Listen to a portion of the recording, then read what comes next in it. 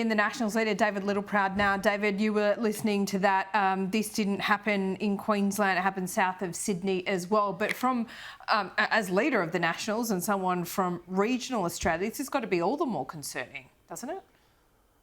Well, this is something we experience every day in our part of the world. This is what we've been screaming about for years and why we left the coalition. There is policy reform that can fix this, particularly when you look at a town just west of me, Dalby. 15,000 people didn't have mobile coverage for just under 2 weeks. Telstra didn't care. So, David, and when you go into some of these communities... But just on that, I think, you know, that is terrible for those businesses, those communities, absolutely. Could they still access 000 though?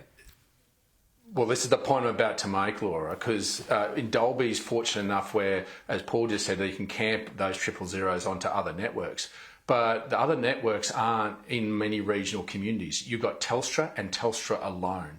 So that means when the Telstra tower goes down, a tower that you paid for through the mobile phone black spot program, 1,500 towers, if Telstra doesn't maintain them, we have nothing. Thargomindah went into a flood.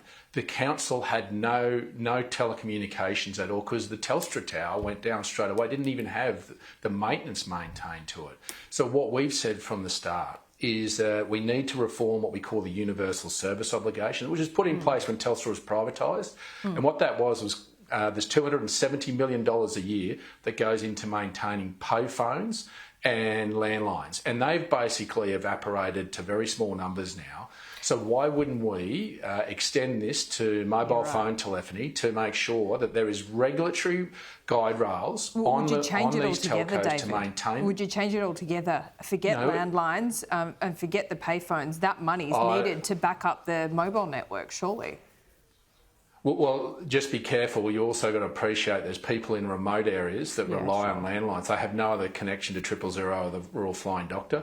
But there are technology solutions that are coming. So that's why we've been saying for years, let's be pragmatic about this. That $270 million that the telcos put into, they pay a levy, but also the Australian taxpayer should now extend to what the technology looks like. There weren't mobile phones around when Telstra was privatised. So what you can do, but you need to make sure is that there is timeline provisions that they must repair these towers in, and there's punitive penalties if they don't. And this is what we've been calling for. What the government has said is they're going to review the universal service obligation, but they're only going to look at the low orbit satellite that Elon Musk is doing. They're forgetting about the infrastructure on the ground, the mobile phone towers that are needed in our hour of need, particularly in regional and remote areas. Yeah, so but what we've this whole said is issue you of want to be gold plating proactive as well, right? And transmission lines and all that kind of thing. So, I mean, is it better to put that money into that, Starlink satellite service for regional Australia?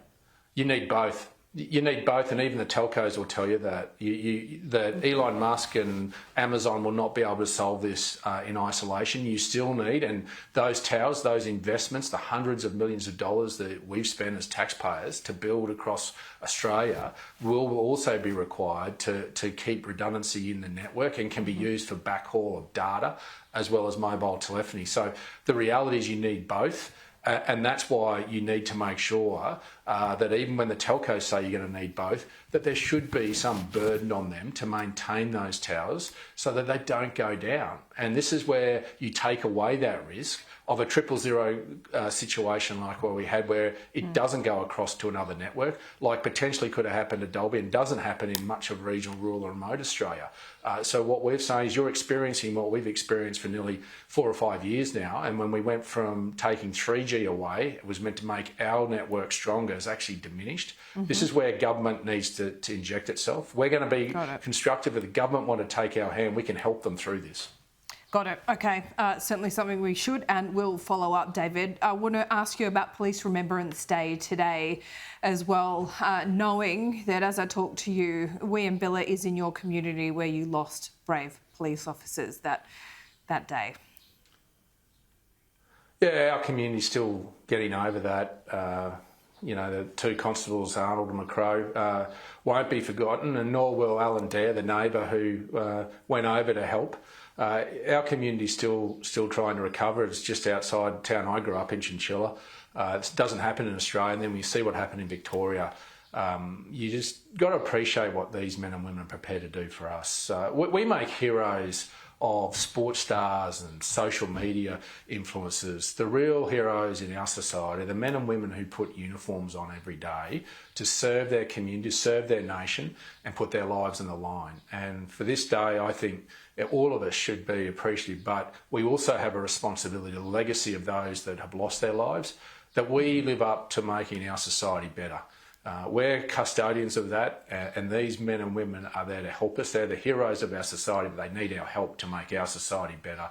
And today is just not one day, it's a day that we should remember that we've all got a responsibility to live up to, not just to remember them and the service their fellow officers are giving, but how we can make our country better and safer. Yeah, absolutely. Well said, David. Finally, I just want to ask you about Labor's budget outcome. $10 billion deficit, much better than expected.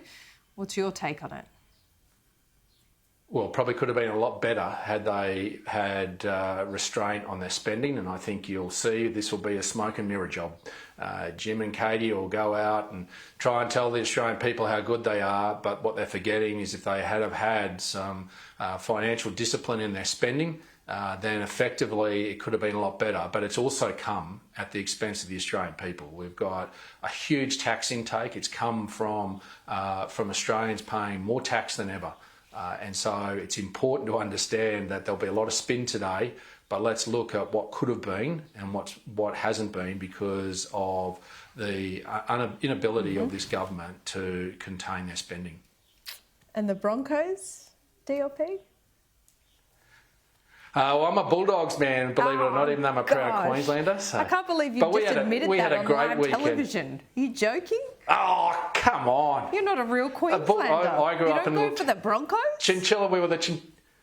No, I grew up in Chinchilla and we only had the Sydney League on Saturday and we were the Chinchilla Bulldogs and Terry Lamb was my favourite footballer, so never lost my loyalty, Laura. I'm a loyal sort of person, so but good on the Broncos.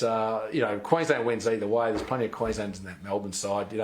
Dominance in State of Origin, dominance in AFL. We're humble people up here, us mere Queenslanders, but it's good to win every now and then. You didn't sound humble just then, but sure.